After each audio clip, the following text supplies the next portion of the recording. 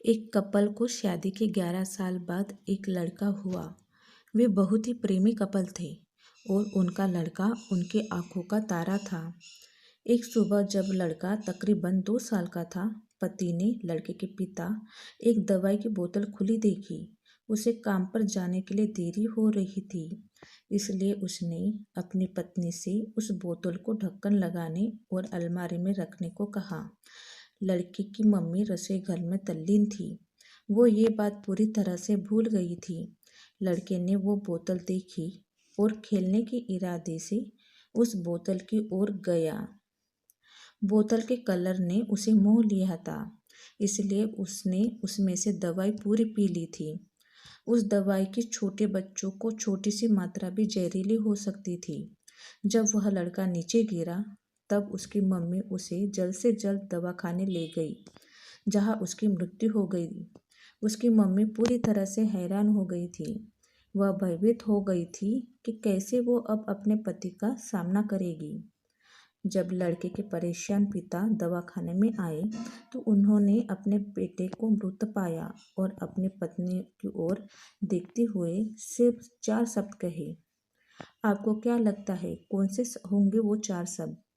पति ने सिर्फ इतना ही कहा, आई लव यू डार्लिंग। उसके पति का अनपेक्षित व्यवहार आश्चर्यचकित करने वाला था। उसका लड़का मर चुका था, वो उसे कभी वापस नहीं ला सकता था और वो उसकी पत्नी में भी कोई कसूर नहीं ढूंढ सकता था। उसके अलावा आगे उसने खुद के वह बोतल उठा के बाजू में रख दी होती तो आज उसके साथ यह सब न होता। वो किसी पर भी आरोप नहीं लगा सकता था। उसकी पत्नी ने भी उनका इकलौता बेटा खो दिया था। उस समय उसे सिर्फ अपने पति से सहानुभूति और दिलासा चाहिए थी, और यही उसके पति ने उस समय दिया। कभी कभी हम इसी में समय व्यर्थ कर देते हैं कि परिस्थिति के लिए कौन जिम्मेदार है या कौन आरोपी है। ये सब हमारे आपसी रिश्तों में होता है। जहाँ जॉब करते हैं वहाँ या जिन लोगों को हम जानते हैं उन सभी के साथ होता है, और परिस्थिति के आवेश में आकर हम अपने रिश्तों को भूल जाते हैं और एक दूसरे का सहारा बनने के बजाय एक दूसरे पर आरोप लगाते हैं। कुछ भी हो जाए, हम उस व्यक्ति को कभी नहीं भूल सकते जिसे हम प्रेम करते हैं।